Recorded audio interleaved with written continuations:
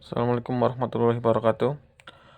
Kali ini saya ingin mempresentasikan untuk tugas UAS pada mata kuliah teknologi pengelasan.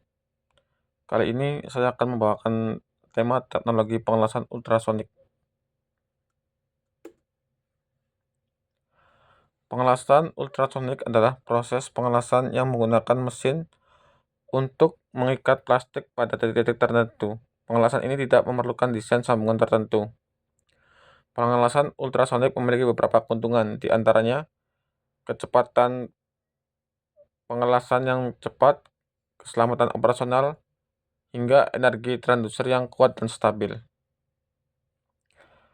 Pengelasan ultrasonik logam dapat dilakukan pada berbagai jenis logam, seperti tembaga, aluminium, timah, perak, dan titanium lunak. Pengelasan ultrasonik adalah proses industri yang menggunakan getaran akustik ultrasonik untuk menyambungkan logam atau plastik. Proses ini menghasilkan las solid state yang kuat dan tahan lama. Berikut gambarnya ya. Untuk unit mesin las ultrasonik ada 5 unit transducer, oscillator, terus ada pressurization mechanism sama work atau benda kerjanya ya. Lalu cara kerja las ultrasonik, pulsar atau receiver menghasilkan pulsa listrik tegangan tinggi. Transducer menghasilkan energi ultrasonik frekuensi tinggi. Kemudian ada energi ultrasonik merambat ke dalam material yang disambungkan. Energi ultrasonik dipantulkan kembali jika ada retakan atau diskontinuitas di dalam material. Transducer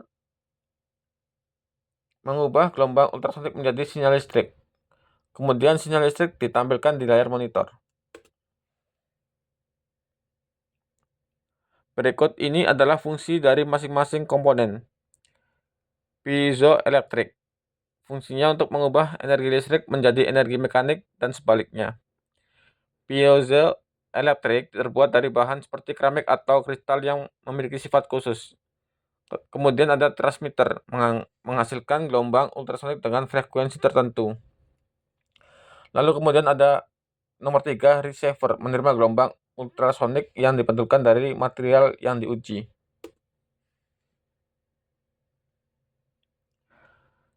Lalu kita bahas alat penguji las elektronik ultrasonik ya. Alat penguji las ultrasonik adalah ultrasonic flow detector atau UFD.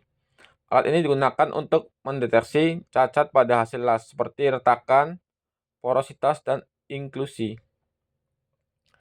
Cara kerja ini adalah dengan memancarkan gelombang ultrasonik ke dalam material yang akan diperiksa.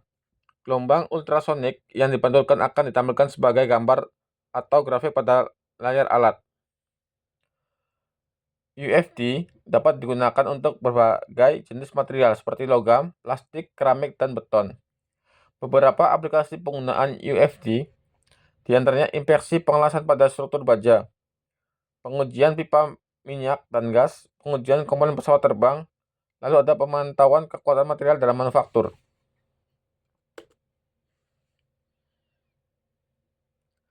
Kelebihan dan kekurangan las ultrasonik.